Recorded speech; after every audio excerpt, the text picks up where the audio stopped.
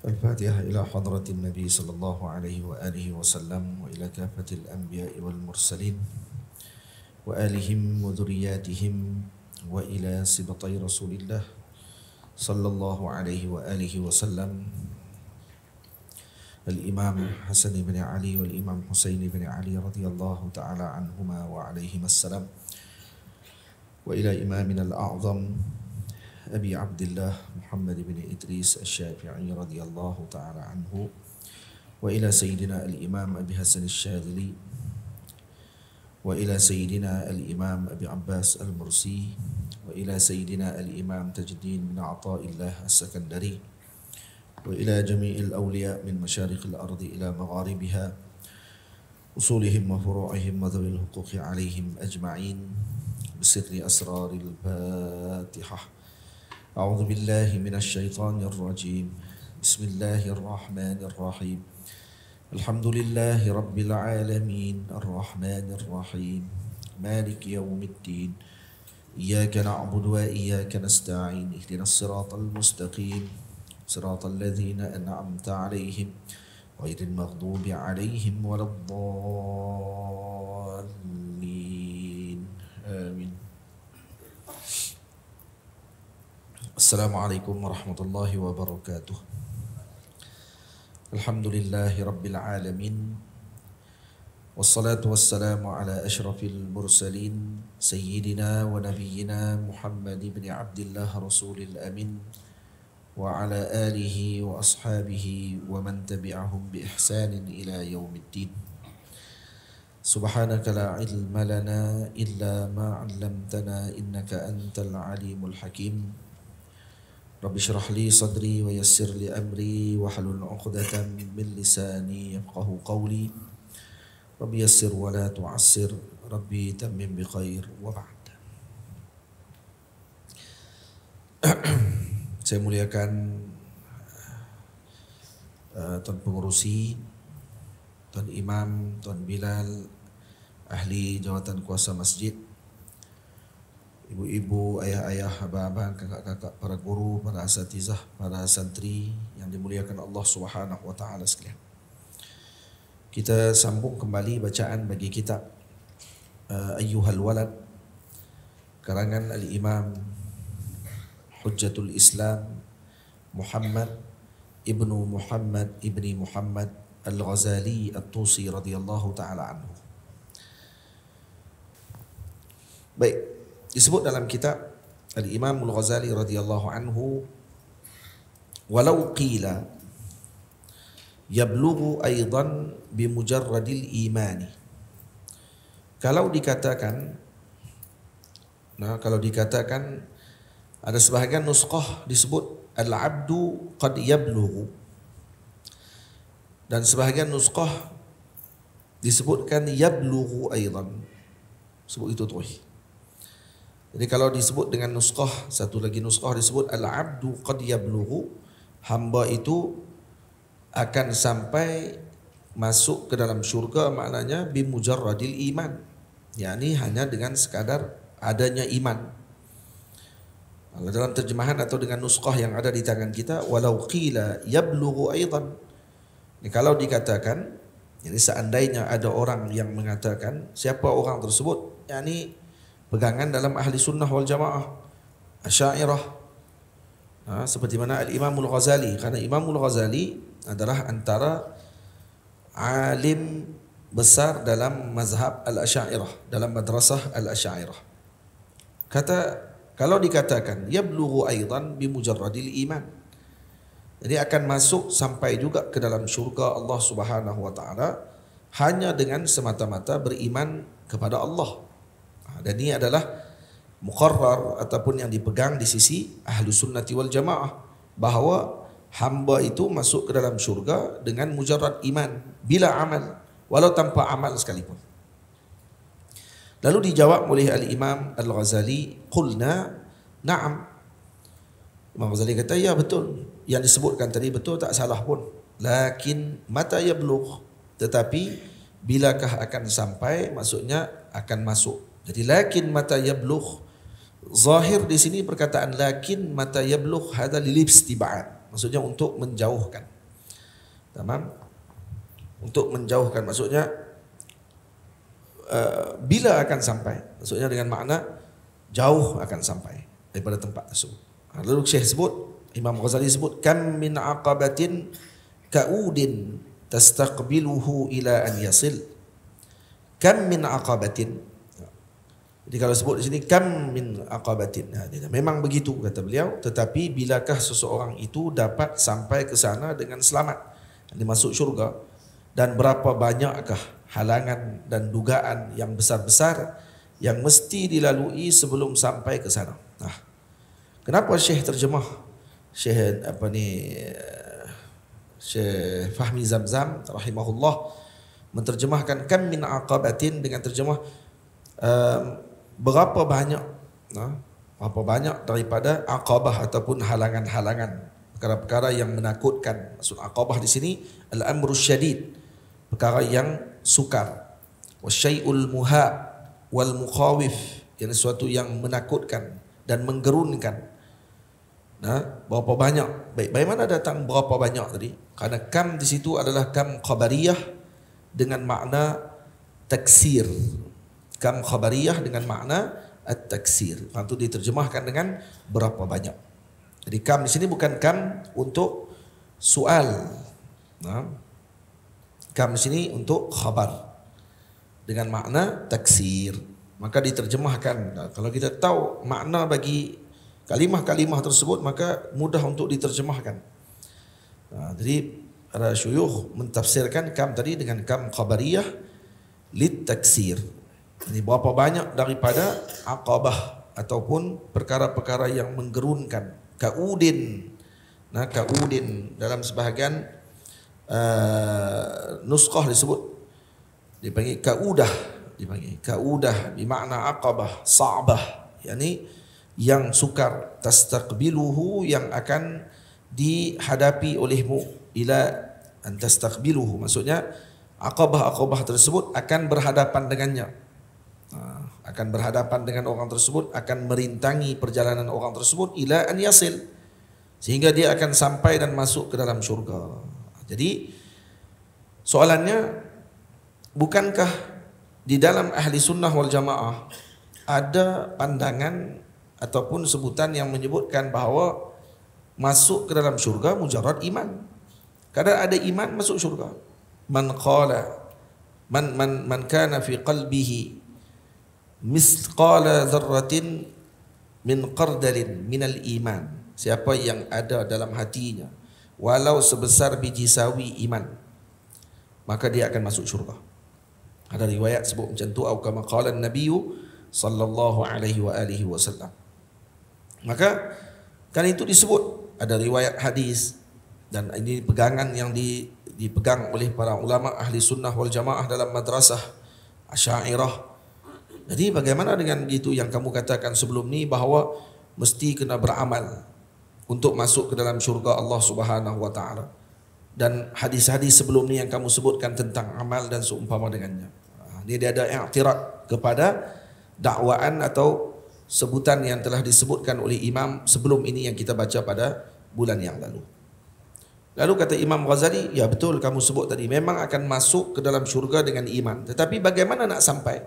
Sedangkan untuk sampai ke dalam syurga, kata Imam Ghazali, berapa banyak halangan-halangan, dugaan-dugaan yang akan menghalangi jalan orang tersebut untuk sampai ke dalam syurga. Awwalu tilkal aqabat. Dan perkara pertama yang dikira sebagai aqabah, perkara pertama yang menjadi penghadang ataupun ujian yang paling besar untuk dihadapi oleh seseorang tersebut adalah apa? Aqabatul iman. Iman itu sendiri. Iman itu sendiri adalah merupakan penghadang ataupun merupakan ujian besar kepada seseorang tersebut. Annahu hal yaslamu minas salbi. Yaitu antara aqabah iman ialah apa dia? Adakah iman kamu tadi akan kamu rasa selamat daripada dicabut? Ada kamu rasa selamat iman kamu tadi dicabut daripadamu karena syaitan bersungguh-sungguh.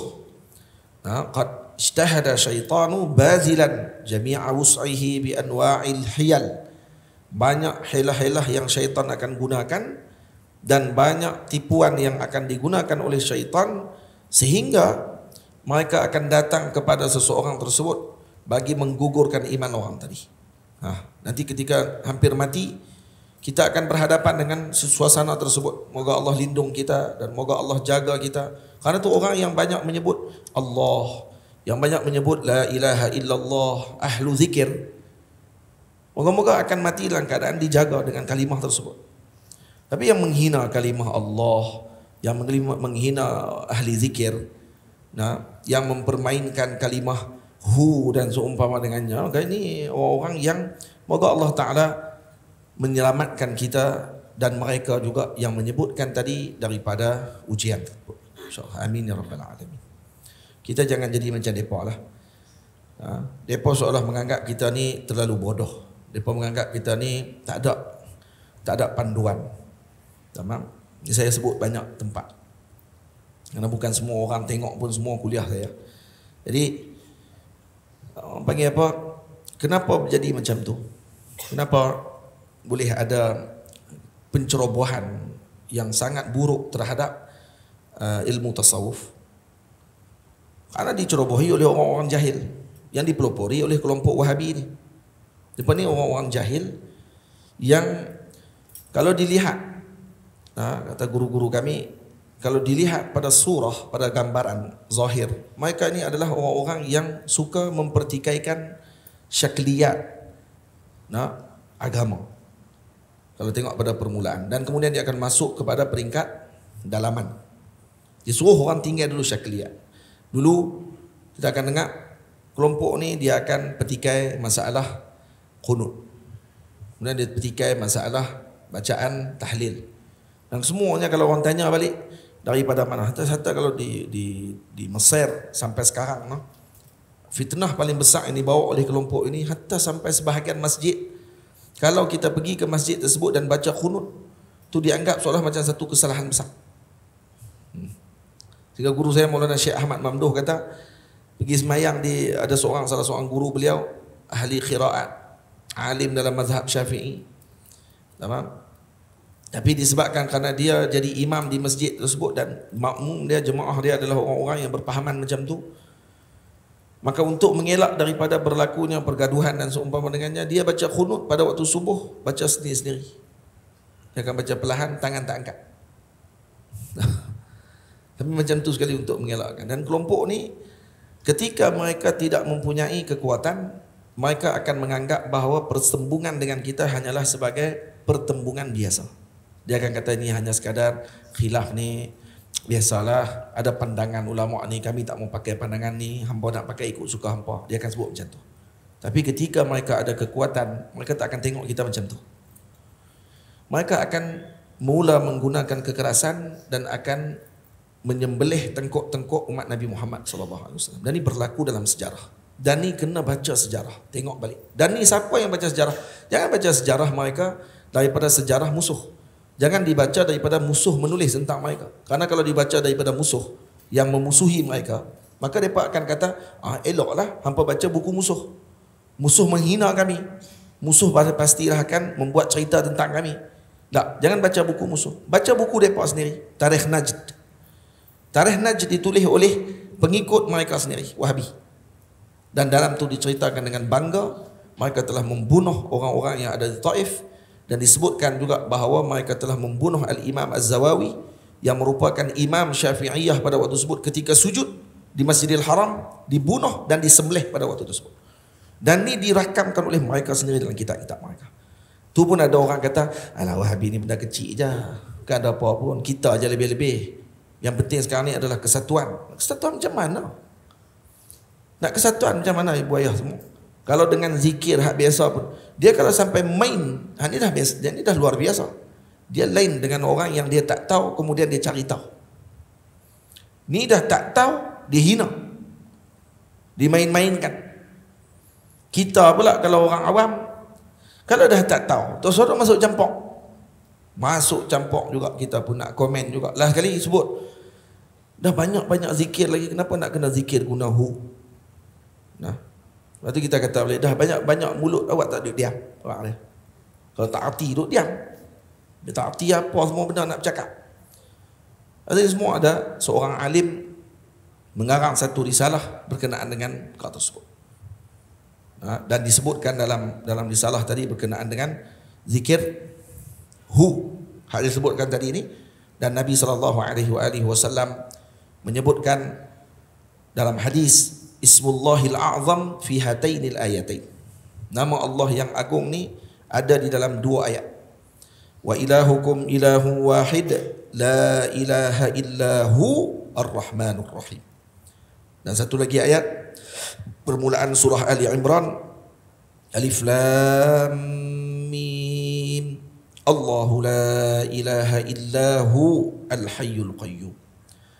Dan di riwayat hadis ni riwayat Imam Ahmad dalam Musnad, Al-Imam Abu Dawud, Al-Imam Tirmizi, Al-Imam Ibnu Majah dan Imam Suyuti dalam Jami'us Shaghir. Hadis. Dan katanya dalam kedua-dua ayat ni ada Ismullahil A'zam.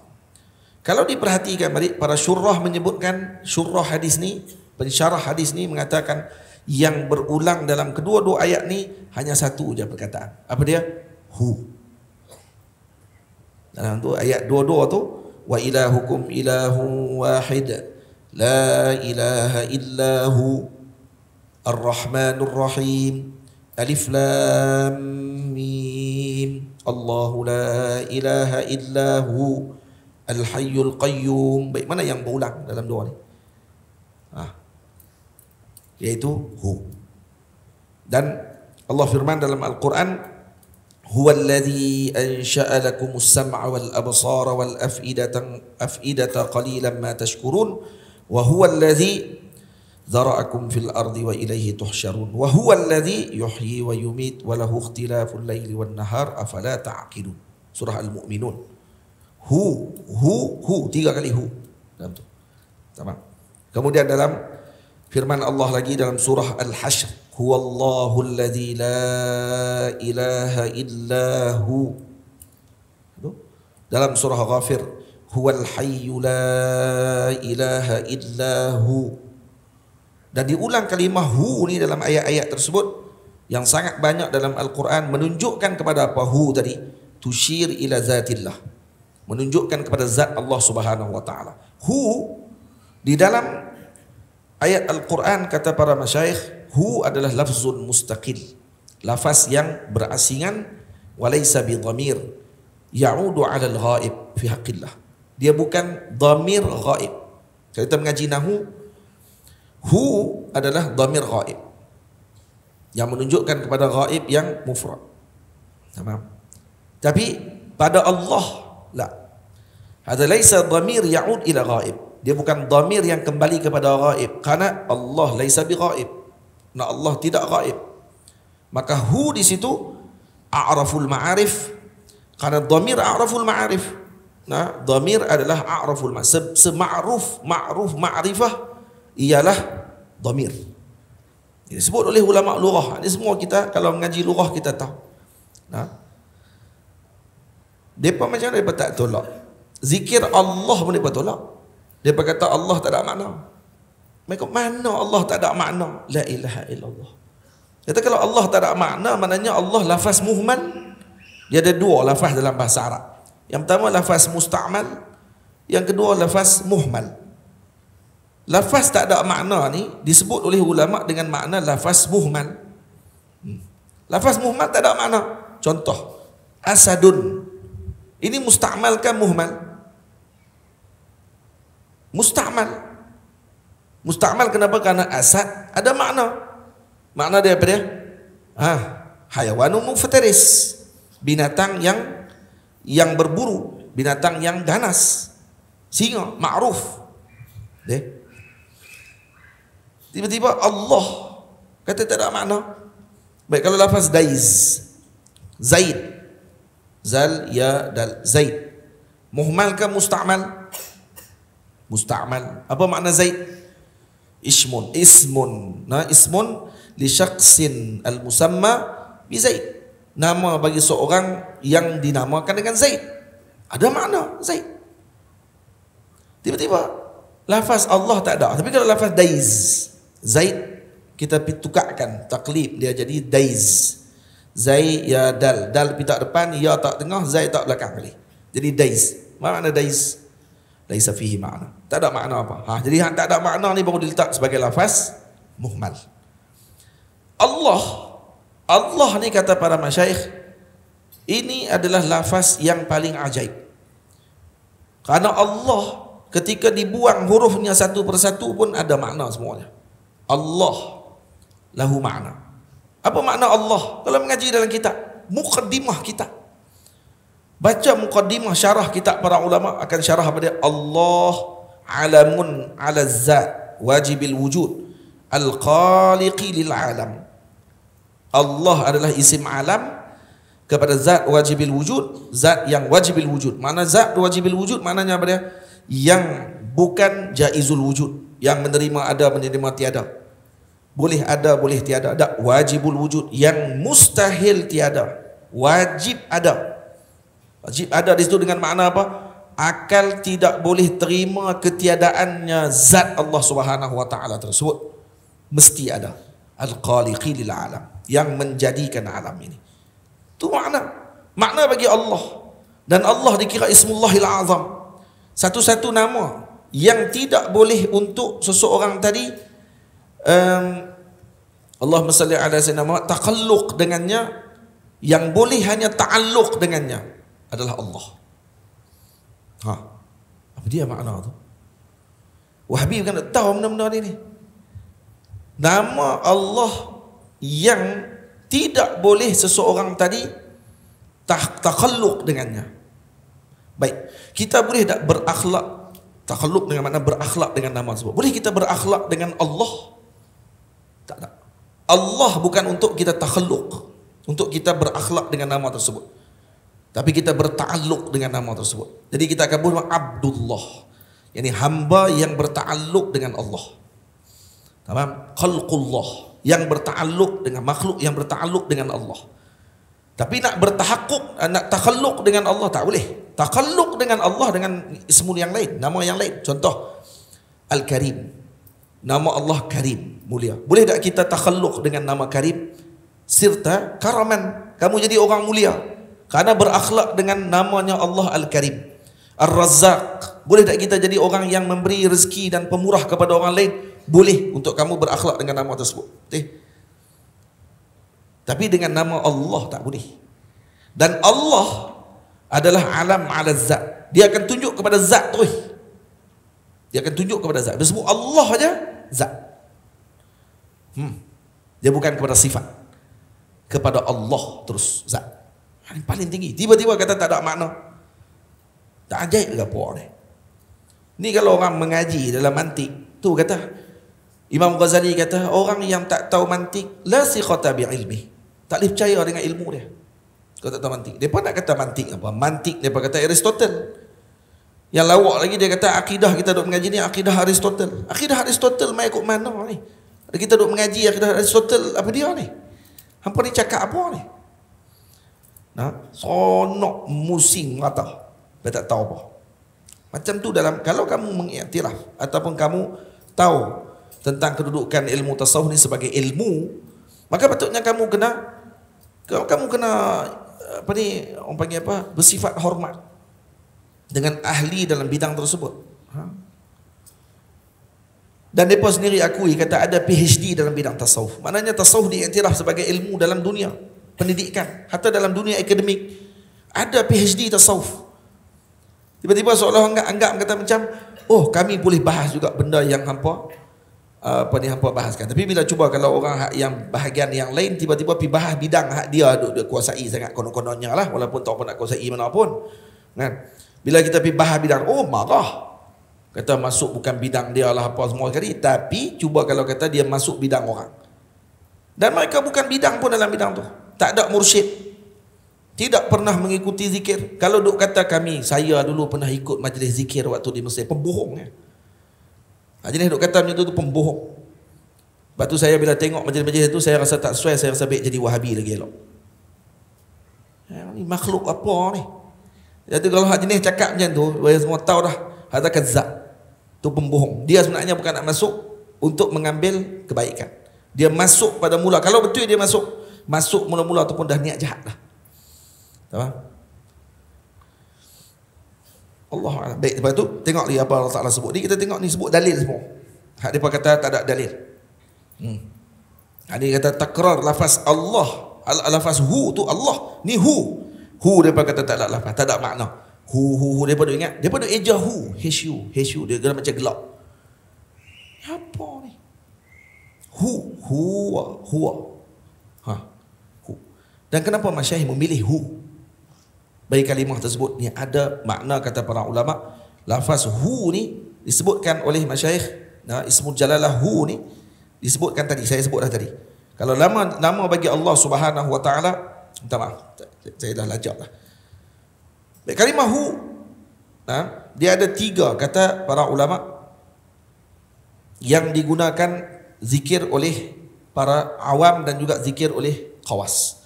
Al-Imam Al-Ghazali mengatakan zikir bagi awam, tauhid bagi awam ialah la ilaha illallah. Dan tauhid bagi khawas ialah la ilaha illahu. Dan kalau ada orang kata, oh, main mana pula tauhid mana? Ni Imam Ghazali sebut. Yang pertama, sebelum nak rak tu tengok luhang siapa dia. Kalau cakap apa ni, cakap macam-macam tu je tak payah duk sembang lah. Ini Imam Ghazali yang sebut. Dan maklum zikir ni ada 3 jenis, yang munasabah ataupun bersesuaian dengan maqam masing-masing. Dia ada zikir nafi isbat. La ilaha illallah, la ilaha illallah, di nafi isbat. Zikir nafi isbat ini yang akan disebut dengan ismul jalalah, Allah disebut. Ada zikir disebut dengan zikir isbat sahaja tanpa nafi, yakni Allah. Ini zikir isbat tanpa nafi. Allah, Allah, Allah. Itu zikir isbat dipanggil. Dan ada zikir yang tidak diisyaratkan kepada isbat, tidak diisyaratkan kepada nafi. Apa dia? Hu. Tak ada isbat, tak ada nafi. Hu. Zikir dia isyarah. Dan ni kata para masyayikh, idza kana al-awwal, ni sebut oleh siapa ni? Oleh Dr.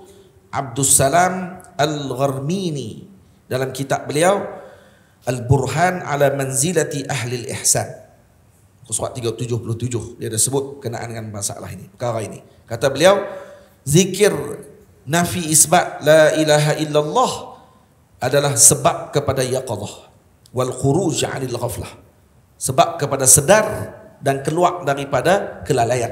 La ilaha illallah, dia nafi, dia isbat. Itu kadang-kadang wirid la ilaha illallah, ada sebahagian masyayikh ajak, dia akan tolak ke kanan dan isbatkan di hati.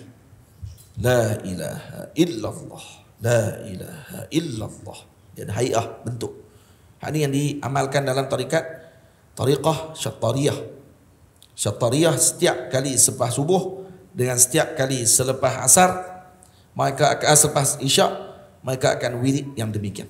Duduk menghadap kiblat, wirid dalam keadaan yang berwuduk selepas sembahyang isyak, maka dia akan menghadap kiblat dan kemudian dia akan wirid dengan wirid nafi isbat.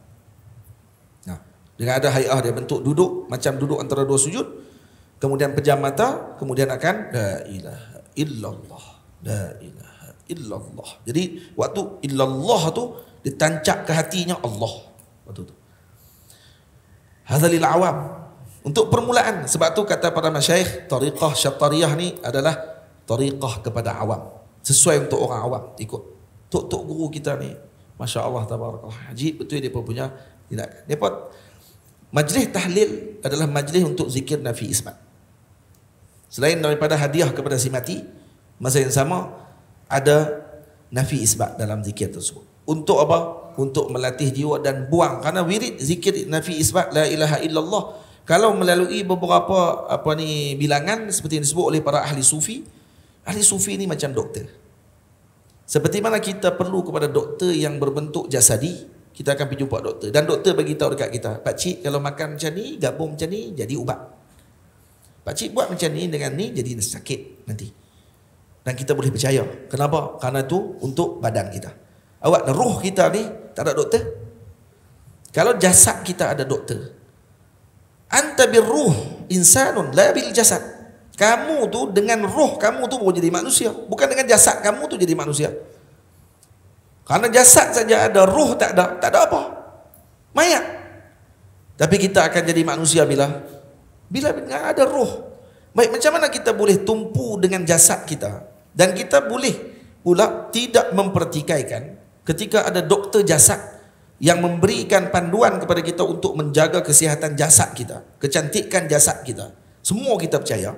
Tiba-tiba ada doktor yang memang bahagiannya adalah doktor dalam bahagian roh, kerohanian, dan ni ada dalam sejarah umat ni zaman berzaman. Setiap zaman ada guru-guru tersebut yang Allah Ta'ala jadikan mereka ini sebagai wurasun Nabi, pewarisnya Nabi SAW. Nah, biqadin nazar, tak payah tengok dengan yang mendakwa. Haduk mendakwa jadi guru tu, guru ni haduk buat benda pelik-pelik. Hadza laisa minat tasawuf. Tu bukan tasawuf. Dan tu bukan misal tasawuf pun. Sama? Kalau kamu jadikan tu sebagai misal tasawuf, habis tu ada doktor pembohong tak? Nak tanya. Ada doktor pembohong. Ada engineer yang pembohong. Buat bangunan kali bohong ya. Ada arkitek yang pembohong. Semua tempat dan sektor ni ada pembohong. Jadi kita nak kata benda tu tak betul lah kali. Disebabkan kerana ada 50 orang doktor ada yang pembohong dan memang duk jual organ orang dan memang duk buat jahat kepada manusia, terus kita kata semua doktor jahat. Macam tu. Disebabkan kerana 2-3 orang, 50 orang, 60 orang, ada orang-orang yang mengaku sufi dan akhirnya buat jahat, main perempuan, gunakan nafsunya, guna jin, guna syaitan, guna apa semua sekali untuk menundukkan manusia. Adakah dengan sebab ada beberapa puluh orang ni saja nak kata semua ulama tasawuf tak betul? Ni ma'yar apa ni? Kamu dalam bahagian tertentu kamu boleh terima. Dalam bahagian tasawuf tiba-tiba kamu jadi rigid macam seolah-olah ni adalah benda yang tabu dan tak boleh diterima terus. Ma'yar apa ni otak pemikiran ni? Faham tak ni? Ibu-ibu, ayah-ayah semua. Dan tu yang mereka jadikan sekarang ni. Mereka nak memburukkan akidah umat Nabi Muhammad SAW dengan membuang sulbi yang paling utama, iaitu tasawuf. Tasawuf ni adalah sulbi yang paling utama. Kita akan sambung lagi selepas azan insya-Allah. Lepas tu kita sebut tadi ni ismul Allah. Kalau Allah adalah ismul jalalah yang litta'alluq la littaqalluq. Sebut itu. Pegang elok-elok ni yang saya sebut ni. Jadi maknanya banyak akan selesai banyak masalah. Ismullahil a'zam, Allah litta'alluq la littaqalluq. Bukan untuk kita berakhlak dengan nama tersebut. Karena kalaulah kita sebut, kita boleh sebut kepada orang, contohnya kita kata jami'ul asma', kita kata dal ala jami'is sifat. Kalau kita sebut Ar-Rahman Ar-Rahim huwa min asma'illahi ta'ala. Ar-Rahman dan Ar-Rahim ni adalah di antara nama-namanya Allah. Maksudnya kita boleh idhafatkan kepada Allah. Ar-Rahman dengan Ar-Rahim adalah nama-namanya Allah. Tapi boleh tak kita sebut Allah ialah nama-namanya kepada Ar-Rahim? Allah ialah namanya Ar-Rahim? Tak. Orang tak sebut macam tu. Tapi orang sebut Ar-Rahim adalah salah satu namanya Allah. Tapi orang tak sebut Allah adalah salah satu namanya Ar-Rahim. Tak. Karena tu nama Allah ni litta'alluq, untuk dinisbahkan kepadanya, bukan untuk diletakkan kepadanya dengan sebagai sifat. Tak boleh. Lepas tu tak ada orang boleh buh nama dia Allah, melainkan dia kena letak di depannya hamba Allah, Abdullah. Ada seorang lelaki pernah buh nama anak dia Allah, turun api daripada langit, bakar budak tadi, mati. Dia buh nama anak dia Allah. Jangan, lebih try pula lagi. Boleh. Sebab tu al-huwiyah ni kata para ulama, iaitu dengan kalimah hu, ini tidak dikhususkan dengan nama ataupun sifat ataupun kepada na'at yang tertentu, bal al-hu isyarah ila jami'i dhalik. Hu ni kembali kepada semua, kembali kepada nama, kembali kepada sifat, Kembali kepada na'at. Dan hu di sisi ahli tasawuf dikira mubtada yang tidak memerlukan khabar. Hu di sisi ahli tasawuf disebut oleh Imam Al-Qushairi rahimahullahu taala dalam kitab beliau. Nah, At-Tahbir fi Tadhkir lil Imam Al-Qushairi rahimahullahu taala, imamun kabir, sahib kepada risalah Qushairiyah. Dan hu kata Imam Al-Qushairi lil isyarati, hu ni adalah lil isyarah, kepada isyarah. Wa 'inda at-ta'ifah ikhbarun 'an nihayati at-tahqiq, adalah sebagai khabar kepada nihayati at-tahqiq, penghujung kepada tahqiq dengan ilmu. Tamam? Dan disebutkan oleh Imam Ibnu Athaillah As-Sakandari, Imam Ibnu Athaillah mengatakan hu adalah ismun mudmar yubayyinuhu ma ba'dahu 'inda ahli adh-dhahir. Hu adalah nama isim dhamir yang menjelaskan apa yang datang setelahnya. Tamam? Huwa rajul. Contoh itu. Dia menjelaskan apa yang ada di belakang setelahnya. Huwa kaza. Sudah itu kalau segi bahasa. Manakala di sisi ahli batin, kata Imam Ibnu Athaillah As-Sakandari, manakala di sisi ahli tahqiq, kata beliau, fal mudmar la yadhhar li'annahu a'raful ma'arif listifa'il ilmi bihi fil qalbi. Dia tidak memerlukan kepada khabar. Dan karena apa? Karena ianya adalah a'raful ma'arif. Ma'rifah perkara adalah hu. Dan ini bila mana disebut dalam satu syair, disebut oleh saya selalu sebut itu, innal ma'arifa sab'atun fiha kamul ana salihun ana salihun za malfata ibni ya rajul. Dia ada beberapa makrifah dalam pengajian nahu. Kalau kita mengaji nahu, ada beberapa makrifah, ada 7. Nah, innal ma'arifa sab'atun, sesungguhnya makrifah ni kalau mengaji nahu ada 7. Fiha sahul, padanya senang saja. Dalam riwayat lain fiha kamul, ianya menyempurnakan. Ana salihun za ma al-fata ibni ya rajul. Apa dia 7 ni? Ana adalah isyarah kepada dhamir. Ana isyarah kepada dhamir. Salih isyarah kepada isim alam. Sama?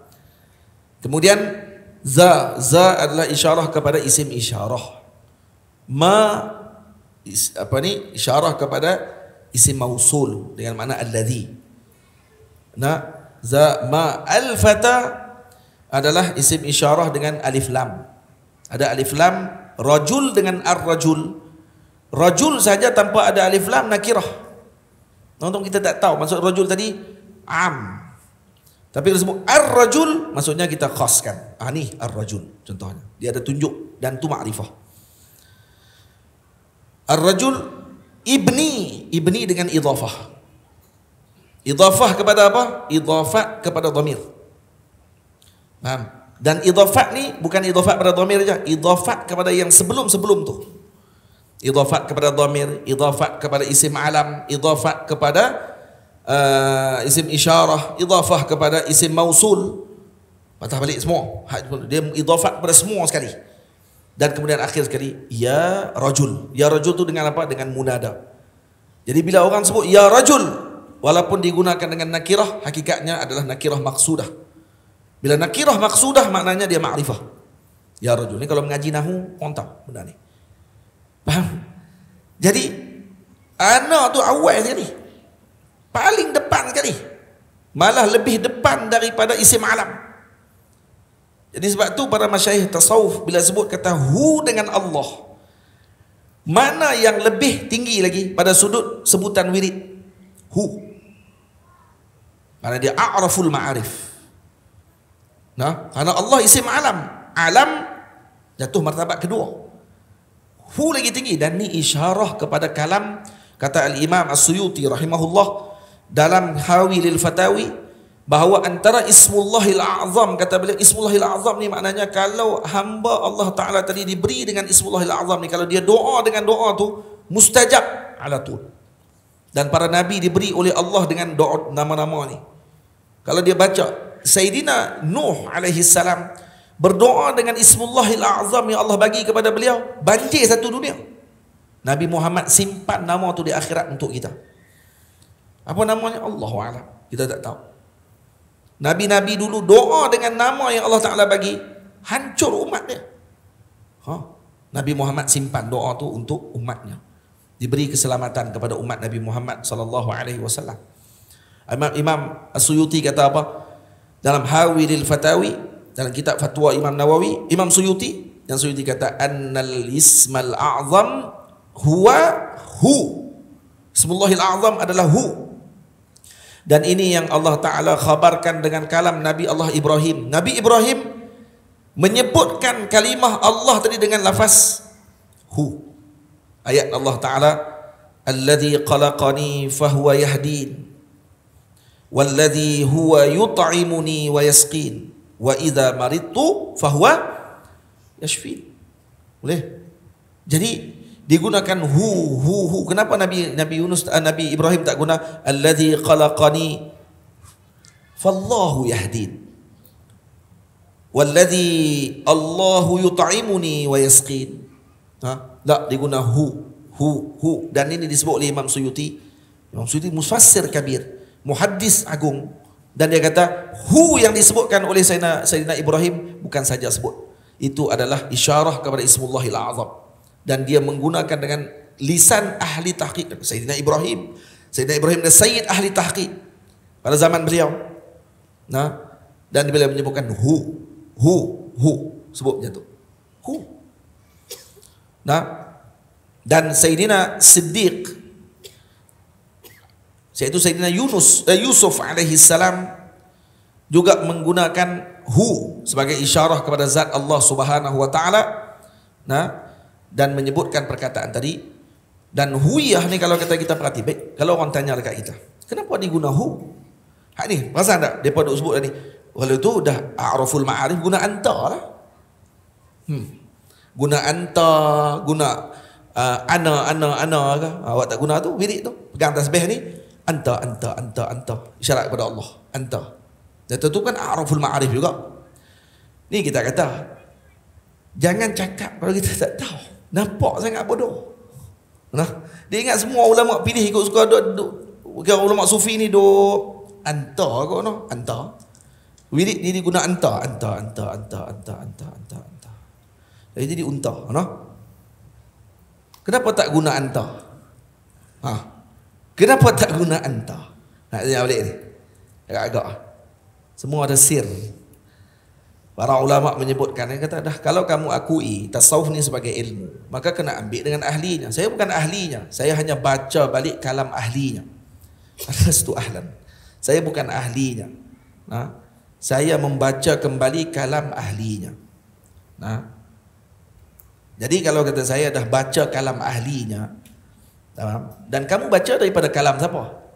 Kalau kamu nak erat tasawuf, kamu kena guna juga erat daripada ahli tasawuf. Sebut keluar seorang ahli sufi yang erat hu. Yang duk erat lain ini hampa. Ya apa faedah ilmunya kalau kata hampa ada erat? Hampa siapa dia? Hang tu siapa? Hang nak erat hu tu. Yang kita sebut tadi semua ayat Quran, dan istidlal yang kita sebut tadi tu disebut oleh para mufassir. Cari betul lah pok ni mesti ramai ni. Dia bukan masuk nak dengar, dia masuk nak cari pasal. Lepas tu dia tak tahu nak jawab, dia maki. Sekarang ni jawab hak saya sebut ni. Kalau boleh jawab lah. Masalah hampa pun kaki copy paste. Yang pertama bahasa Arab tak arti. Yang kedua kaki copy paste. Copy paste ya, tutup guru dia cakap semua sama naik je. Ni pula baru pula Facebook pula zikir hu, dia kata zikir kra. Elok. Hanya kra mengenal kra. Lepas tu dia boleh jadi sebut itu kerana dia kera ni tu kata. Kalau tengok macam mana Allah Ta'ala tunjuk aib ni Allah Ta'ala tunjuk depan mata. Masyayikh sufi sebut al-qird laisa lahu wird. Lepas tu kata masyayikh sufi, kalau ulama sufi dia akan sebut apa? Man la wirda lahu fahuwa qird. Siapa yang tak ada wirid maka dia kera. Dia boleh sebut kata kera wirid. Maknanya dia ni bapak kera ni. Dia bapak kera. Dan dia boleh kata, rupanya dia kata kera pun wirid. Dia kata, ulama-ulama sufi kata kera tak wirid. Man la wirda lahu fahuwa qird, man la adaba lahu fahuwa dub. Siapa tak ada adab maka dia macam beruang. Beruang ni binatang tak ada adab, para masyayikh kata. Sebab dia kalau kata masyayikh kata, kalau kata dibagi contoh, kalau kamu berdebat dengan orang, jangan jadi macam beruang. Beruang ni kalau dia dah habis modal, dia duduk tengah-tengah padang pasir, ayak tak ada, dia teruk tapi dia tetap tersenyum. Ayak tak ada ni, kalau tengok beruang kalau duduk tengah padang pasir, ayak tak ada, meleleh dah, ayak elok nak mampuih lah, tapi dia buat apa, dia duduk muka dia senyum. Beruang ni perangai dia macam tu. Dan Arab ni adalah orang yang sangat melihat, dan Melayu kita pun sama, dia akan tengok binatang, lepas tu dia suka bagi contoh dengan binatang. Orang Melayu kita bagi contoh dengan binatang ni padu. Merpati dua sejoli, kenapa dia tak sebut apa ni burung lang dua sejoli, dia tak sebut itu, sebut merpati. Kenapa burung merpati dijadikan sebagai misal kepada pasangan yang sangat ideal? Karena merpati ini dia jenis burung yang setia, dia tak akan menduakan kekasih dia. Ini merpati.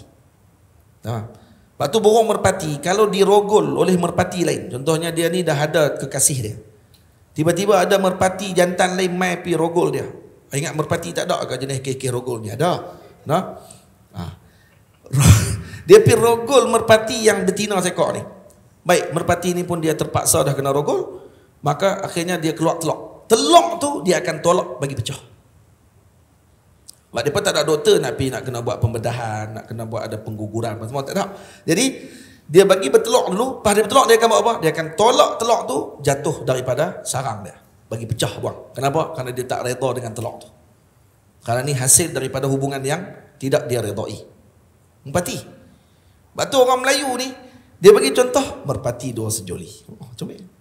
Bukan saya saja bagi tu. Dia ingat saja, ingat orang tua-tua kita duduk tepi sungai tengok merpati dua sejoli, sedap gak no. Buat tu kata itu.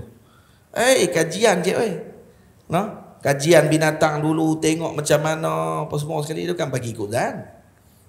Maksudnya ni bukti kata bangsa Melayu kita ni bangsa bertamadun, orang yang reti. Sebab tu banyak kitab kita, banyak makhtutat kita sebenarnya tapi dicuri, diambil tu, dileden tu sampai berlambak-lambak kitab-kitab Melayu yang tak dikeluarkan lagi. Dan kata Syekh Khalid Zahri, antara kitab yang paling banyak makhtutat dalam dunia sekarang ni ada 3. Yang pertama makhtutat Arab, manuskrip Arab, yang kata dia tengok sendiri. Yang kedua manuskrip Parsi, yang ketiga manuskrip Melayu.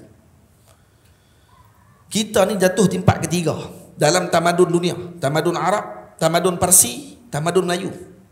Bukan pandang lekeh sikit kecil anak no. Dia ingat Melayu ni semua, dia berkata Melayu macam guna kerih lah. Dia tak tahu kerih tu pun saja pun dah padu dah. Mana ada senjata kita, senjata negara-negara luar. Kalau tengok Jepun baik, Korea baik, semua senjata panjang-panjang. Bukti kata semua jenis lawan jauh-jauh semua. Kalau boleh tibai kot jauh.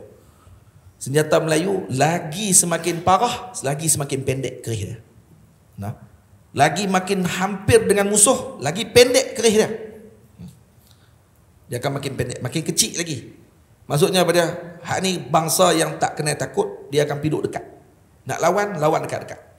Dan tak ada senjata yang sekerah kerih. Kerih ni kalau tengok balik dia punya lipatan dia saja tak sama dengan lipatan yang ada pada katana.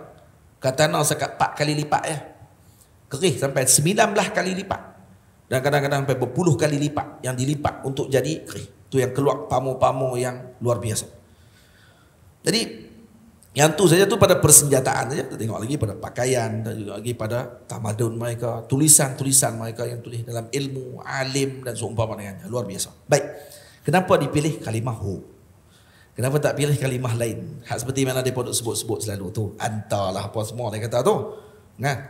Karena kata para masyayikh, al-huwiyah ini murakkabah min harfain. Dia ada daripada 2 huruf. Ha dan waw. Hu. Tetapi hu ni yang akan kekal adalah kalimah ha. Huruf ha tu yang akan kekal. Waw akan gugur ketika masuk tasniah. Dia akan jadi huma. Dan ketika masuk dengan jamak dia akan jadi hum. Tapi hu masih ada hu. Jadi kalau disebut hu, kalau kita sebut hu, Hu tadi sebut tadi. Mana yang zahir hurufnya? Ibu-ibu. Mana yang zahir hurufnya? Kita perasan tak ada waw kat itu? Perasan tak ada waw? Kan kita kata kalau boleh gambar ha saja pun boleh cukup dah. Hu. Kalau tak ada waw, boleh baca tak hu tu? Boleh baca. Jadi hu di situ kata para masyayikh adalah menunjukkan kepada witrun satu. Dan waw tadi adalah sebagai isyarat yang lain pula. Hu ni, lepas tu kalau sebut anta, lain tu tak boleh. Dan anta, semua huruf dia adalah di lidah. Kalau mengaji tajwid pula, ni mengaji tajwid pula. Anta, nah, kalau nak tahu huruf ni keluar kat mana, tambah waw kat depan. Wa, ni depan ni. An, wan. Nah, wan depan lagi. Wat, semua kat luar. Huruf semua dekat depan. Tapi cuba sebut, bukan tambah waw, tambah ha, tambah hamzah kat depan, belakang. Tambah depan dia hamzah. An, at. Nah. An, at, semuanya masih lagi di depan lagi, walaupun belakang sikit ada. Tapi kalau ha dengan waw, cuba sebut ni bawah, ujung sekali, dalam. Huruf dia huruf dalam. Dan waw, au, huruf di bibir. Maknanya apa dia? Gabungan antara zahir dengan batin. Hu adalah gabungan batin dan zahir. Hu. Bila sebut hu saja maknanya dia gabung zahir dengan batin. Maknanya itu adalah sebaik-baik wirid yang disebutkan, yaitu dengan maksud digabungkan antara zahir dan batin seperti mana digabungkan bainal awwali wal akhir. Al awwal wal akhir. Al awwal wal akhir. Huwal hayyu la ilaha illahu. Allah sebut huwal hayyu la ilaha illallah. Tak balik hu balik. Dalil kata hu adalah a'raful ma'arif. Yani huwa Allah. Tamam? Dan Allah Subhanahu wa taala mengisyaratkan dengan namanya di sini adalah isyarat kepada zatnya Allah Subhanahu wa taala dan isim min asma'illahi Subhanahu wa taala. Karena itu kata masyayikh harus untuk kita nidak dengan lafaz hu. Yahu. Boleh sebut Yahu. Bukan Yahu cari Yahu tu. Wah ni bukan kira apa tu semua dia nak ni. Yahu. Ini disebutkan oleh Imam Al-Jazuli radhiyallahu anhu dalam wirid beliau. Yahu. Ya man lahu illahu. Itu ada wiridnya. Dan ini disebut oleh para masyayikh dan ini ada dalam disebutkan dalam apa ni makna yang disebutkan dalam hadis apa ni qudsi yang disebutkan kata man syaghalahu zikri an mas'alati a'taituhu afdala ma u'ti as-sa'ilin.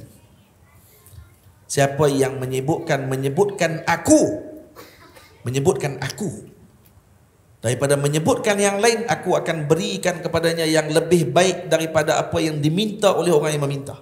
Apa makna sir bagi kalimah man syaghalahu zikri an mas'alati? Siapa yang menyebutkan aku, mengingati aku daripada meminta kepada aku.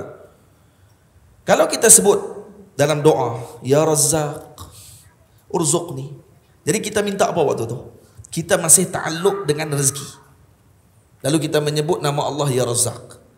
Ya Karim, akrimni. Wahai yang maha mulia, muliakan saya. Masih lagi terta'alluq dengan mulia. Tapi kalau sebut Yahu, Yahu waktu ketika sebut tadi agak-agak dia minta apa waktu tu? Dia minta apa waktu tu? Ada sebutan tertentu pada tu? Ada permintaan tertentu dalam Yahu? Tak ada permintaan apa. Yang dia minta pada waktu adalah sebutan dia tentang Allah Azza wa Jalla. Maka ketika tersebut Allah Ta'ala sebut dalam hadis qudsi, man syaghalahu zikri an mas'alati. Ni kena kepada zikir tu. Yahu. Ibu-ibu faham ke tak faham saya tak tahu dah. Tapi yang penting saya dah sampaikan. Dan Wahabi kalau dia terus sembang darah lah. Tu ya. Aku cukup geram Wahabi 2-3 hari ni. Mereka ingat mereka boleh nak pelekeh kita, mereka nak pemain kita. Mereka ingat kita akan berhenti untuk tidak bercakap. Yang penting kita tak cakap pasal mereka. Kita tak sebut nama-nama mereka. Kita sebut umum. Dan mereka sendiri menyebutkan kata Wahabi ni tak wujud. Okey, tak apa, tak ada masalah. Wahabi tak wujud. Tapi yang duk trigger melompat sepanjang kera yang duk kata tu apa jadi teruk sangat. Relax lah. Lah kamu kata tak wujud, tiba-tiba duk buat teruk. Marah kita apa semua kali. Kita kata lah dah tak wujud. Ni saya biar pi lah. Saya nak sembang benda tak wujud ni. Nak marah apa-apa. Bila marah tu dalil wujud. Nah, ada wujud kepada orang-orang tertentu yang dia jadi trigger bahawa dialah orang tu. Nah, kenapa marah kat Wahabi ni? Wahabi tak salah apa. Kata Wahabi tak wujud. Nah, tak yalah bukan hang. Tapi tak kata kat hang. Oh, dia berasa. Jadi melompat. Dia jadi tak boleh. Nah, benda kita tak goreng dia pun dia rasa kita goreng dia. Jadi itu antara sebahagian yang kita sebutkan ni disebutkan oleh para masyayikh. Ada lagi kita bisa takbih ni. Nah, yang tu saja pun saya rasa orang yang ada mata hati dia akan tahu dia tidak akan bercakap benda yang bukan bidang dia. Dan dia tak akan bercakap ketika dia tidak faham sesuatu tadi dengan baik. Sebaiknya untuk dia berlaku pada waktu tu insaf, diam. Kerana bukan bidangmu. Dan kamu kena akui bahawa itu salah satu daripada bidang ilmu. Lepas tu bila kita baca dalam hadis Nabi SAW, Nabi menyebutkan kata Islam ni, agama Allah Ta'ala ini adalah tergabung daripada 3 elemen yang paling besar.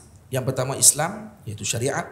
Yang kedua iman, iaitu i'tiqad. Yang ketiga adalah ihsan, iaitu an ta'budallah ka'annaka tarahu fa in lam takun tarahu fa innahu yarak. Apa dia?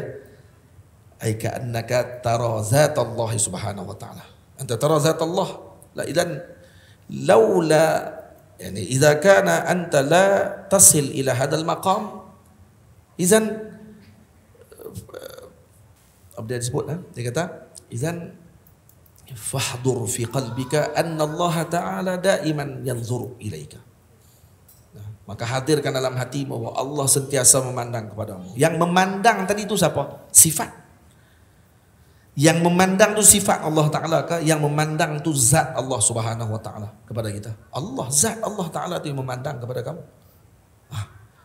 Maka karena itu hadis ihsan tadi itu hadis yang cukup besar. Kalau disyarahkan oleh ahli tasawuf maka dia akan mengeluarkan makna sufi yang luar biasa. Tapi ketika mana disyarahkan, kalaulah disyarahkan oleh orang-orang yang tidak ada jiwa tersebut, maka agaknya dia tidak akan memahami hadis Nabi yang penuh dengan sir luar biasa. Karena kalamun nubuwah, kalam Nabi ini kalam nur, kalam cahaya. Ketika disyarahkan oleh orang yang tidak ada cahaya, maka dia akan menambahkan kegelapan.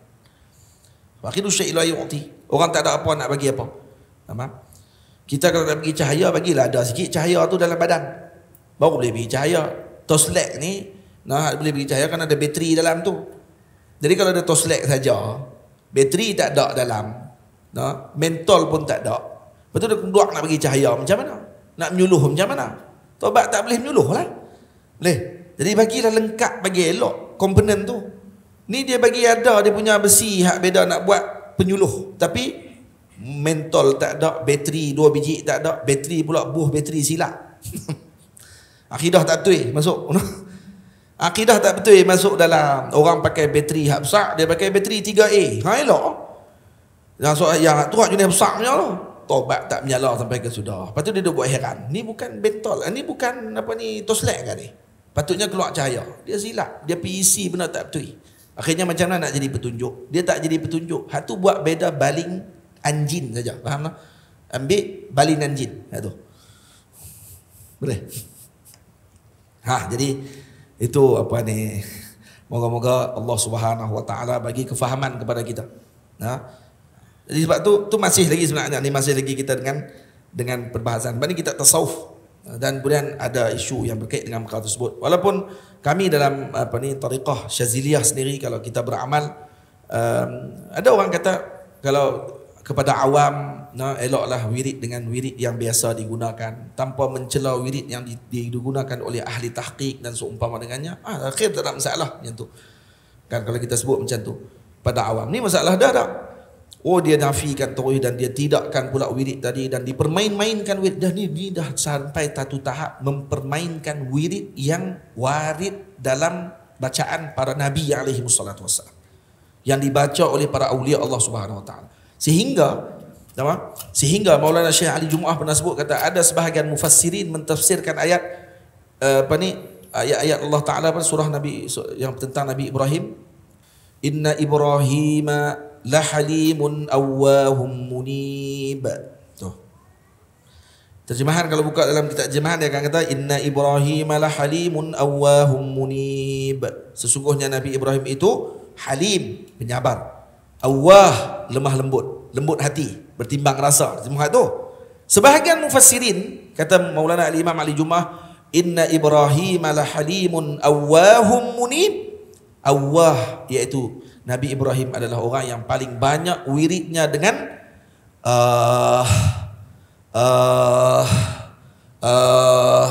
itu wirid Nabi Ibrahim. Kita kalau tak pernah dengar, lepas tu suruh pergi mengaji. Bukan tak pernah dengar, pergi mengaji dengan Wahabi. Lepas tu tak dapat ilmu tu. Tu kita kata tadi, bawa masuk bateri tak betul. Lepas tu nak menyuluh ke mana? Takkan boleh suluhnya. Boleh faham? Lepas tu wirid tu nak baca nak boleh beramai terus. Kena ada guru yang tu. Tak boleh kita buat-buat sendiri, tak boleh. Tak faham? Sebut pun dia tak betul dah lagi. Kena ada guru. Kita ada mursyid, ada Syekh Abdullah ada di sini. Kena tanya lah cara macam mana. Nak ikut suluk dia macam mana. Macam tu. Kan boleh ikut dan. Kena ada guru yang tu. Tapi lah zaman lah tak. Kalaulah Wahabi ni dia insaf. Dia nak tahu tentang tasawuf ni betul tak betul. Dia pergi mengaji dengan ulama tasawuf dulu. Duduk ikut dulu suluk. Pergi mengaji dulu. Ada seorang murid datang kepada Maulana Syekh Ali. Ni beza. Orang yang nak mengaji dengan orang tak mau. Ada seorang ni dia mai kat Maulana Syekh Ali Jumaah dalam kelas di Masjid Al-Azhar. Waktu ketika mana ditanya soalan, bila Syekh bagi tahu satu pernyataan, mengajak, dia akan angkat tangan. Maulana, mad dalil ala hadha? Mad dalil? Apa dia dalil yang kamu sebut tadi? Syekh Ali senyum tengoklah. Syekh Ali kata, berapa kali dah mai kelas? Dia kata ni baru mai. Syekh Ali kata, uskut dulu, diam dulu dalam masa 2 bulan. Lepas 2 bulan tanya soalan. Syekh Ali kata, mai 2 bulan. Syarat dia kena mai kelas 2 bulan. Tapi kena diam. Jangan tanya apa-apa. Mai dengar aja. Dengar semua. Bagi telinga tu betul-betul. Buka telinga tu dan dada kamu betul-betul. Dengar betul-betul 2 bulan. Lepas tu, lepas 2 bulan, is'al ma badalak. Sal ma badalak. Tanyalah apa yang kamu nak tanya. Aku akan jawab. Kata Maulana Al-Imam Ali Jumaah. Ni masa mula-mula Syekh Ali mengajak. Waktu tu tak ada mufti lagi. Apa berlaku? Selepas 2 bulan. Hari kedua esok dia mai. Ni dia mai. Mai lagi. Hari ketiga mai. 2 bulan mai. Lepas 2 bulan mai. Syekh Ali tengok dia duk mai selalu. Dan ni orang ni mulazamah. Mai. Lepas 2 bulan. Syekh Ali pula tanya dekat dia. Ada soalan? Kata Maulana, tak ada soalan. Selepas aku mengaji 2 bulan, baru aku tahu banyak benda tak patut aku tanya lagi. Patut aku dengar dulu. Dan sekarang, tak ada soalan. Ada talibul ilm. Macam tu sepatutnya. Bukan dilarang buka. Ni kan Wahabi dia jenis betul benda kan. Lepas tu, rupanya tak ditanya soalan. Mengaji apa tak ditanya soalan ni. Aku sopak lagi pun tahu. Wahabi ni dia punya bangang dia luar biasa betul. Tak boleh dibincang dia punya kebangangan dia. Saya tak kata kat orang. Saya kata Wahabi tadi. Siapa yang berasa ambil pergi. Saya kata Wahabi. Biar ada nama dia Wahabi dalam ni. Tak ada kan? Okey tak apa. Khair. Dia pun tak buh nama dia Wahabi. Dia buh nama Henshin. Dia buh nama Kaguro. Buh lah nama apa. Bernama apa pun. Tak ada nama Wahabi kan. Saya kata kat Wahabi. Jadi tak perlu berasa hati. Saya nak sepak tadi tu Wahabi. Kamu bukan Wahabi. Okey selesai. Saya tak akan sepak kamu. Kan kamu tak termasuk dalam senarai untuk disepak tu. Jadi selesai. Mana takut apa. Dan buat apa pula kita nak menggelabah buruk ni. Tenang. Relax. Yang tu. Dan saya pesan kat Wahabi-Wahabi ni. Hak baru-baru nak berjinak. Ataupun baru-baru duk syok-syok nak ikut ni. Ikut kelas dulu. Mai duduk ikut kelas dulu. Dengar satu-satu dulu. YouTube saya tu berlambak-lambak. Dalam Facebook, dalam tu. Dengar dulu. Dengar elok. Jangan komen. Dengar saja. Dengar tu sampai habis. Tulis. Catat apa yang saya tulis tu. InsyaAllah. Dengar dulu 2 bulan. Ikutlah kelas mana-mana pun. Kelas Syama'il, kelas apa semua. Dengar dulu. Jangan lawan. Jangan pergi kata lagi. Geram ni. Pak Hari dengar geram. Ui, awak ni bid'ah ni betul. Dengar dulu. Sabar, jangan lagi. Teruskan dengar. Nah, saya nak minta satu saja. Kalau ada 4 orang Wahabi boleh buat macam tu, lepas 2 bulan mai jumpa saya kalau tak puas hati lagi. Mai jumpa. Bukan tumbuk. Mai jumpa tanya tak mana yang tak jelas lagi. Ha, insya-Allah. Boleh? Lagi sekali lagi kalau mai 4 orang Wahabi mai pondok saya. Mai duduk di pondok saya 2 bulan. InsyaAllah saya jamu makan free. Pondok saya tak kena bayar duit. Mai bayar makan free apa semua sekali insya-Allah. Mai duduk 4 orang. Wahabi. 3 orang, 4 orang kan mai duduk. Tapi syarat dia dalam kelas senyap dulu. Dengar saja saya mengajar apa. Ikut yang saya cakap apa. Dan kemudian kalau saya marah jangan lari pula. Nah, ikut saja. Buat macam dengan santri saya buat ni. Nah. Boleh. Insya-Allah. Ha, tak itu santri-santri. Santri-santri saya sebelum mai cakap macam-macam. No? Orang yang kalau boleh cakap tu hebat. Tapi selepas seminggu duduk di zawiyah tak cakap terus. Tanya apa pun saya tak tahu. Belum ni kalau sembang dengan kita. Saya rasa benda ni dia ada cadangan dia dan dia ada pandangan dia sendiri. Tapi selepas seminggu duduk di zawiyah bila saya tanya dalam kelas saya tak tahu. Semua tak tahu. Orang ni dia kena ada insaf. Dan tu kena ada dulu. Kalaulah ada orang tapi macam itulah. Jiwa orang-orang ni kalau dia tidak dibersihkan dulu. Cawan kita kalau duk kotor saja sedia. Macam mana nak masuk benda elok? Sama. Kalau dah kotor saja cawan tu. Kalau masuk bawa keluar balik. Orang tak makan je. Orang tak makan. Boleh. Ada orang dia kata kita cakap kasar. Dia kata kalau cakap pun jangan kasar. Ni ahli sunnah ni. Ahli sunnah wal jamaah. Dia ingat saya ni sepanjang 24 jam cakap kasar. Kalau siapa yang kenal saya dalam pengajian ni, boleh kira berapa kali saya cakap kasar. Cakap kasar macam mana yang saya cakap tu. Saya rasa saya hanya bertegas sahaja dalam ucapan saya. Saya bukan kasar pun, saya bertegas. Alah setakat keluar perkataan Wahabi ni bodoh apa semua kali tu. Oh kalau yang tu. Hak dia sebut kita syirik, sakan lagi. Hak dia sebut kita ni mencari neraka tu, sakan lagi. Kita pun cakap bodoh. Ya, bodoh tu masih lagi manusia. Sebab manusia boleh dinisbah kepada bodoh. Kerana dia boleh menerima ilmu. Yang tak boleh terima bodoh ni kayu. Tiang tu tak boleh terima bodoh. Kita kata tiang ni memang bodoh. Mana boleh tu tak betul. Kenapa tiang kita tak boleh kata bodoh? Ni mantik ni, dalam mantik. Kenapa tiang tak boleh sebut bodoh? Kerana tiang tidak boleh menerima ilmu. Macam mana nak nisbah bodoh kepada dia? Macam kita duk kata lembu bodoh. Lembu lintah. Kita pun melanggar lembu. Kita kata bodoh lembu ni. Siapa yang bodoh ni sebenarnya? Kamu nak kata lembu bodoh ke? Kamu tu yang macam mana lembu tu bodoh? Lembu tu tak nisbah kepada ilmu pun. Kalau lembu boleh terima ilmu, maka dia boleh terima bodoh. Boleh? Jadi kalau kita sebut kata Wahabi bodoh, bermakna apa? Mana kita ada penghormatan kepada dia untuk dia menerima ilmu sebagai manusia. Kecuali kita kata Wahabi tak boleh terima apalah. Dia kayu. Yang ni memang tahap penghinaan paling padu sekali sebenarnya. Tapi dia berkata satu yang paling lembut. Hai, ya Allah. Sakit jiwa dia sebut saya Wahabi ni. Tapi buat macam mana? 2-3 hari ni buaya semua kena doa banyak-banyak kepada Allah. Doa moga Allah Ta'ala bagi kebaikan dan moga Allah Ta'ala jayakan sebutan RUU dan seumpamanya dengannya yang disebutkan tadi dijayakan. Karena ada suara-suara yang telah menyebutkan kata akan berlaku penukaran dan juga pemindaan kepada masalah tersebut. Jadi kita minta semua untuk kita doa sungguh-sungguh moga yang dicadangkan sebelum ni pada bacaan pertama tu itu dikekalkan. Iaitu disebutkan kata RUU mufti wilayah tu mesti daripada akidahnya Asy'ariyah dan Maturidiyah dan mesti dengan tasawuf. Nak dibuang dua-dua tu. Tasawuf pun nak buang. Tak tahu macam mana tu kata. Dah orang-orang politik ni jangan terlalu politik sangatlah. Jangan terlalu main sangat dengan politik tu. Yang politik ni pun satu naik juga ni. Dia punya nak jaga politik sampai yang tu dia tak kira dah. Yang penting politik saya terjaga. Lepas tu saya memang minta maaf lah. Memang tak percaya lah. Mana-mana pun saya tak percaya. Boleh.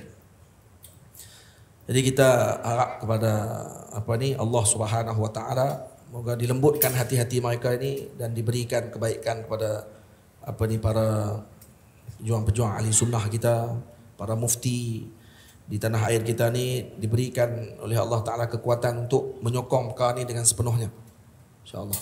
Nah, itulah kita harap. Kalau ada masalah yang berlaku sehari dua hari ni, masalah itu menunjukkan kata kita ni sebenarnya jauh sungguh dengan ilmu sebenarnya.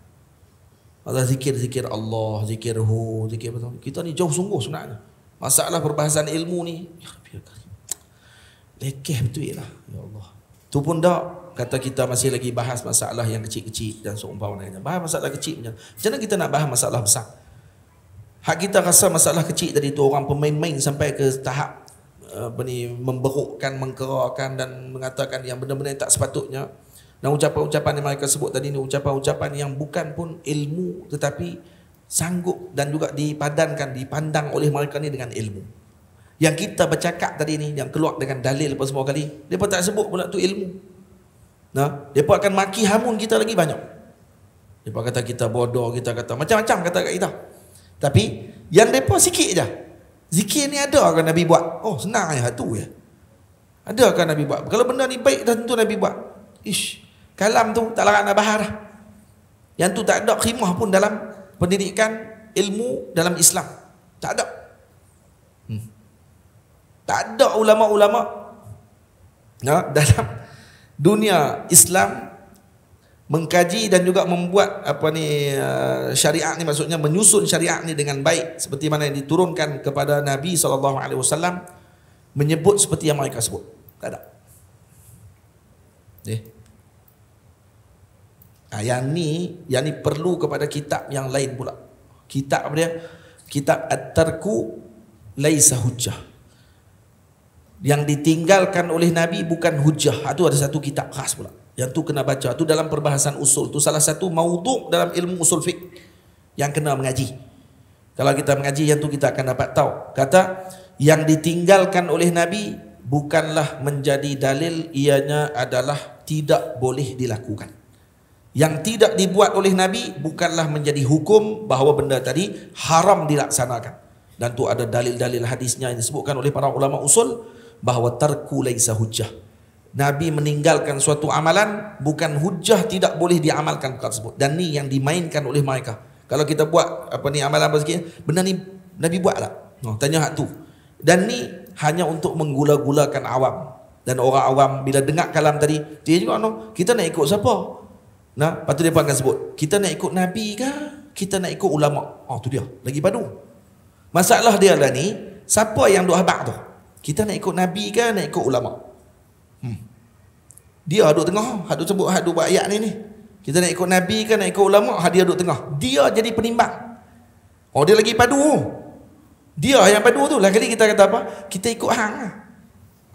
Yang tu baru betul. Dia kata gitu. Nak ikut Nabi ke nak ikut ulama?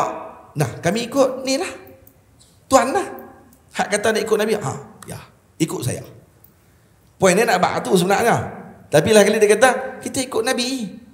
Kita ikut Nabi, hak dia sebut tadi tu, hak dia buat keluar hadis. Ni Nabi sebut. Baik habis tu ulama tu tak jumpa hadis tu. Dan macam mana ulama tu faham hadis tu? Dia jangan tanya nak ikut Nabi ke nak ikut ulama. Dia ikut macam ni. Nak ikut Nabi dengan kefahaman ulama ke? Nak ikut Nabi dengan kefahaman aku? Mana satu? Itu. Dah tentu kalau sebut yang tu, kita akan kata kami nak ikut Nabi dengan kefahaman ulama lah. Berapa nak ikut Nabi dengan kefahaman hang? Hang masuk mana satu ni? Dia takkan boleh sebut yang tu. Maka dia gula-gulakan orang awam dengan kata nak ikut Nabi kan nak ikut ulama. Seolah-olah ulama ni macam tak ada terus nilai pada waktu tersebut dalam syariat agama Allah Ta'ala. Dan kan Nabi sebut al-ulama warasatul anbiya fa innal anbiya lam yuwarrisu dinaran wala dirhama walakin warasul ilm.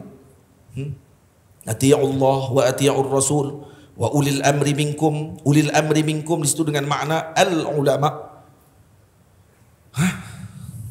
Jadi macam mana? Lepas tu dia pergi sebut pula, nak ikut Nabi ke nak ikut ulama? Ni kita kata kalau orang tanya dekat kita, Lepas ni kata, nak ikut Nabi ke nak ikut ulama? Kita tanya dia balik, nak ikut Nabi dengan faham ulama ke nak ikut Nabi dengan kepahaman hak? Hak tu mana satu? Betulkan soalan tu. Baru kami nak pilih, buat A dan B. Jangan A dan B itu Nabi. Nabi dan juga ulama. Tak, A Nabi dengan kefahaman ulama, ikut Nabi dengan kefahaman yang bukan alama, maksudnya alama bukan ulama. Alama terkejut. Ni, mana satu kami nak ikut? Dah tentu akan pilih A. Kami akan pilih A waktu tu. Jadi kami tak akan ikut hang. Kami akan ikut dengan apa yang difahami oleh para ulama. Kalau macam tu, insya-Allah kita akan selamat. Tamam? Jadi saya rasa setakat tu dululah. Panjang dah ni. Baca pun pendek je ni. Awwalu tilkal aqabat, aqabatul iman annahu hal yaslamu minas salbi am la wa idza wasala yakunu janniyan muflisa. Tamam, itu kita berhenti sekat dulu, nanti kita akan sambung ulang balik nanti pada awwalu tilkal aqabat. Tapi kita dah masuk tadi ada perbahasan-perbahasan yang panggil apa? Saya kira penting juga untuk difahami, dan saya pun tak pernah bahas lagi masalah ni dengan apa ni sebutan yang tadi kita sebut tu. Moga-moga ianya dapat manfaat kepada yang ingin mendapatkan manfaat. Yang tidak mau mendapatkan manfaat, kita kata moga Allah Ta'ala akan membukakan hati mereka bagi mendapatkan manfaat tersebut daripada sesiapa pun, daripada ahli manfaat, insya-Allah Ta'ala. Saya mohon ampun, mohon maaf kalau ada terkasar bahasa, tersalah dalam bicara, dan moga-moga kita dapat bertemu pada pertemuan yang akan datang. Insya-Allah dipanjangkan umur, diberikan kebaikan dunia akhirat kepada semua yang hadir, yang mengikuti secara langsung atau secara maya. Moga-moga dikurniakan dengan kebaikan, kesihatan, keampunan daripada Allah Subhanahu wa taala, dan jaga negara kita semua daripada perkara-perkara yang tidak elok dan tidak baik, untuk kemakmuran dan kebaikan di negara kita dan di negeri kita semua. Amin ya rabbal alamin. Wassallallahu ala sayyidina Muhammad wa ala alihi wa sahbihi ajma'in. Walhamdulillahi rabbil alamin.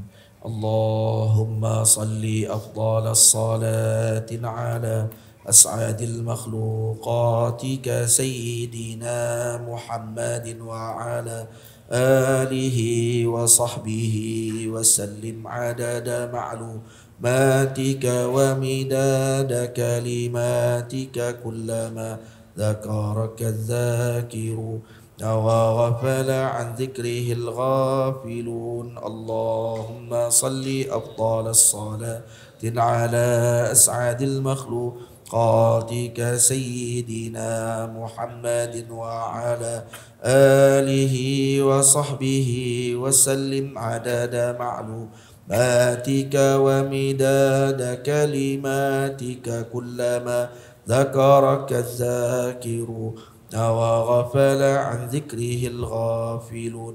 اللهم صل أفضل الصلاة على أسعد المخلوقات سيدنا محمد وعلى آله وصحبه وسلم عدد معلوماتك ومداد كلماتك كلما ذكرك الذاكرون وغفل عن ذكره الغافلون. وصلى الله على سيدنا محمد وعلى آله وصحبه أجمعين والحمد لله رب العالمين. السلام عليكم ورحمة الله وبركاته.